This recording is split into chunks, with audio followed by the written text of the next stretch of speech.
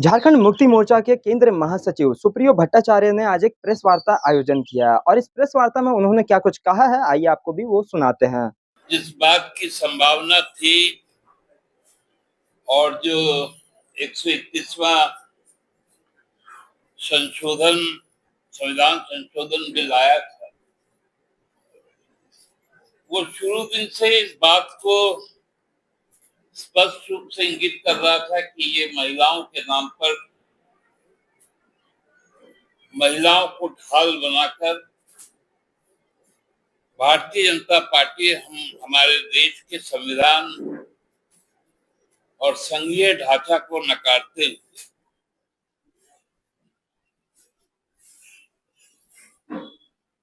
एक छद्म लोकतंत्र के द्वारा हमेशा हमेशा के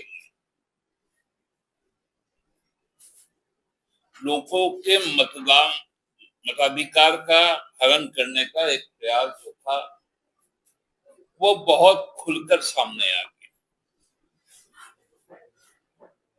जो कानून 2023 में बना,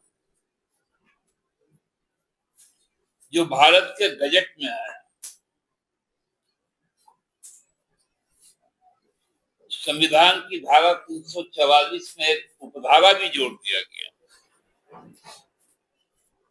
उसका 30 महीनों तक उसका इम्प्लीमेंट नहीं होता, उसमें फिर से संशोधन आ गया। इसका मतलब था कि परिसीमन को ही करना।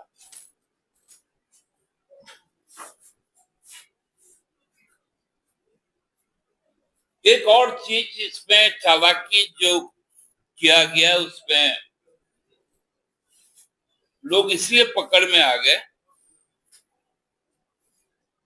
कि आपने विधानसभाओं की भी सीटें बढ़ाने का उस पर प्रस्ताव कर और लोकसभा की सीटों का बढ़ाने का प्रस्ताव कर, लेकिन 1971 में जो स्लैब दिया गया था 245 जो राज्यसभा का और 543 लोकसभा का, चोर कैसे पकड़ाता है, कोई ना कोई सबूत छोड़ के चल जाता है।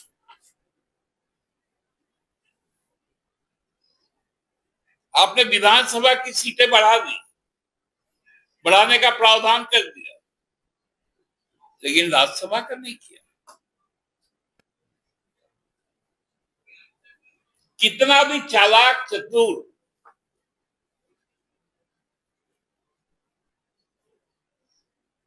कोई कालाबाजारी करे, कोई षड्यंत्रकर्ता करे, कोई चोरी करे, कोई घपला करे, वो पकड़ में कैसे आता? वो पकड़ में ऐसे ही आता है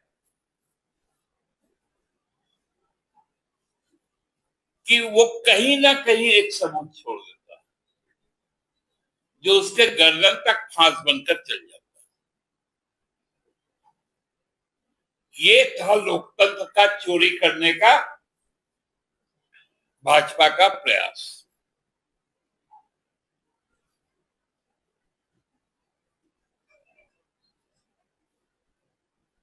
कल लोकसभा की कार्रवाई को हम लोगों ने देखा।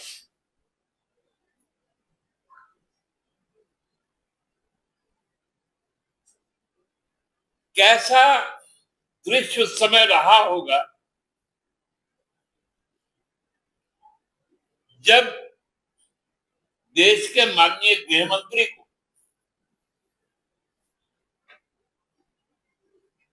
आंखें नीची करके लज्जा से हंसना पड़ गया, जब विपक्ष ने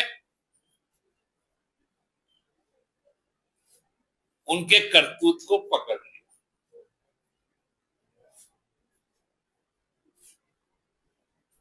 मैं तो शुरू से कह रहा था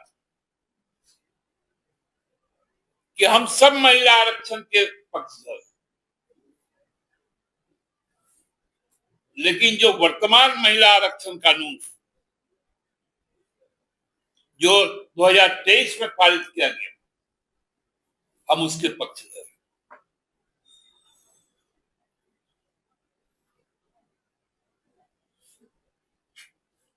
शाह जी ने कहा कि घरों की गिनती शुरू हो गई, जाति जनगणना भी होगा।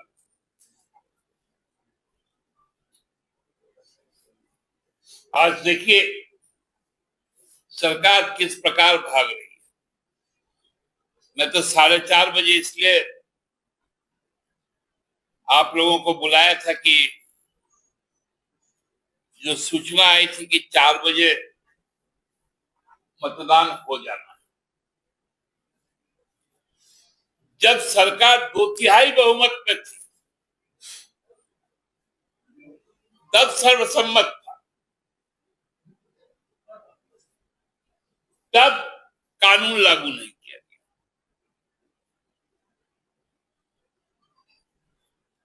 जब सरकार साधारण बहुमत में, जिसमें संविधान संशोधन नहीं हो सकता लोकसभा में, राज्यसभा में, तब इस बिल को घुमा के लाया। ये लोग सोच रहे थे कि विपक्ष को महिला विरोधी करार दें।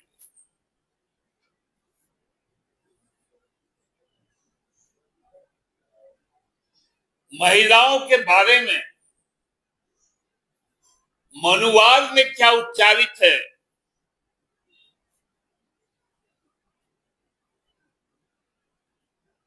क्या भाजपा मनुवाद को नकारने के तैयार है? क्या संघ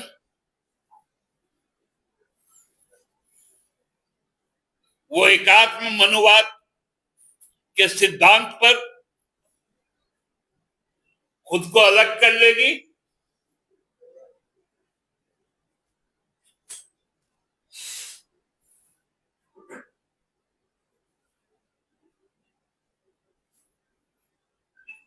मनुस्मृति में तो कहा गया, मैं उच्चारण नहीं करना चाहता हूं क्योंकि वो मातृशक्ति है।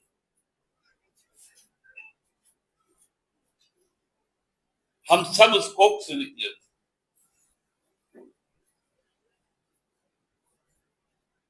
जिसमें सृजनशीलता है, प्रजनन क्षमता है, उसके संबंध में मनुस्मृति में जो घृणा और अपशब्द कहा गया, ये भाजपा के लोगों की मानसिकता है। इसीलिए परिसीमन के बहाने, जनगणना को नकारने के बहाने लज्जाजनक स्थिति में महिलाओं को सामने किया गया।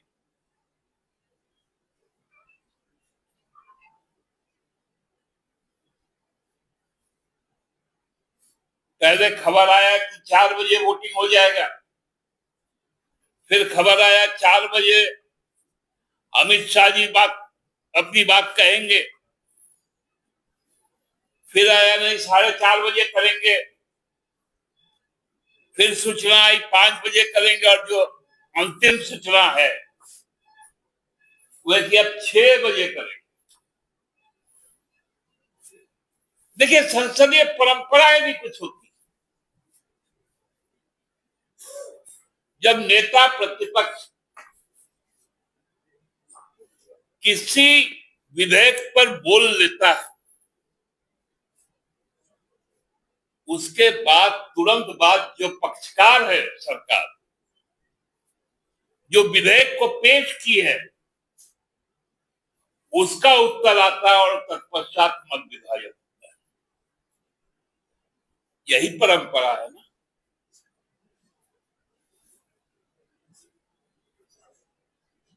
क्योंकि परंपरा ये भी है,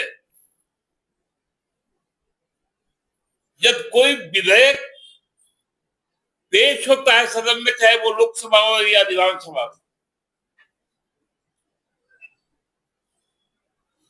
पेश होने के बाद जब वो बहस के लिए गृहीत हो जाता है,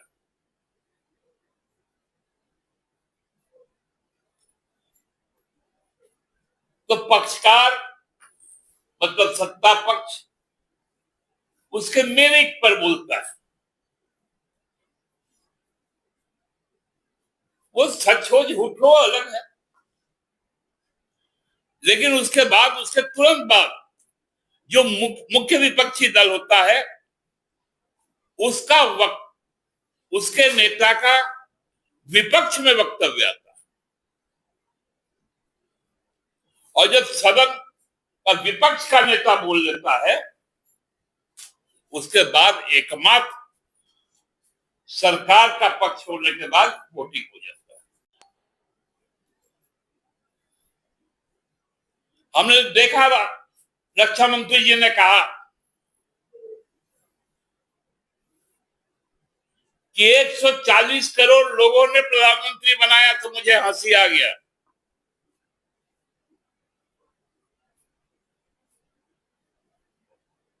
आपको और आपके गठबंधन को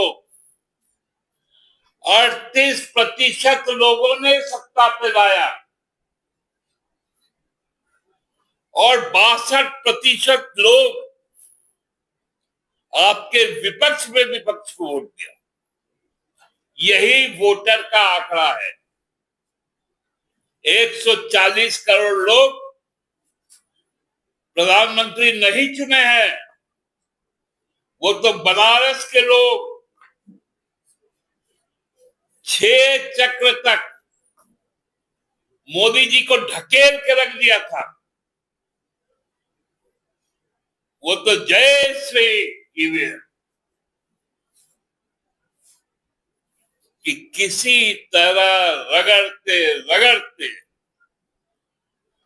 जैसे कबड्डी में होता है ना, जब पैर पकड़ लेता है तो कैसे कैसे कैसे कैसे करके जाके राइट।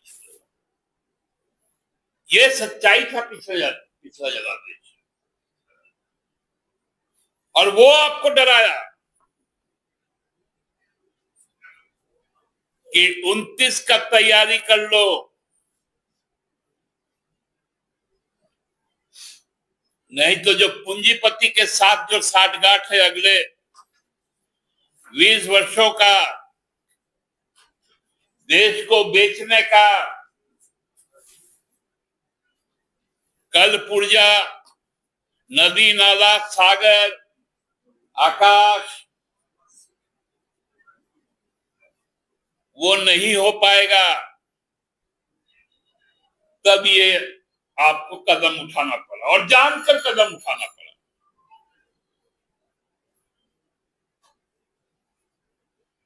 क्योंकि यही तो भाजपा का है। आजादी की लड़ाई में अंग्रेजों का पैर चाटना,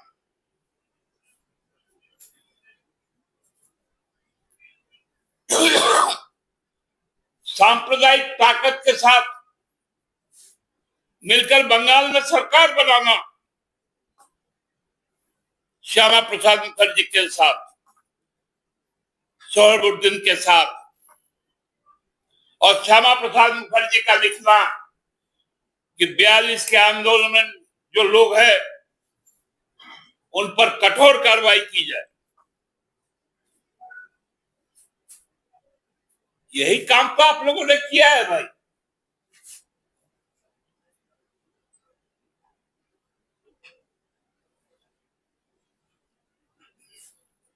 ये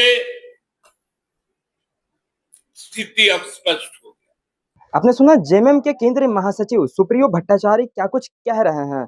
उनका कहना है सांप्रदायिक ताकत के साथ मिलकर बंगाल में सरकार बनाना बीजेपी का असली चेहरा सामने लाता है, और उन्होंने ये भी कहा कि जनगणना के बगैर परिसीमन नहीं होगा, जनगणना में ओबीसी को लाना होगा। ये उनका कहना था। तब तक के लिए बने रहे हमारे साथ।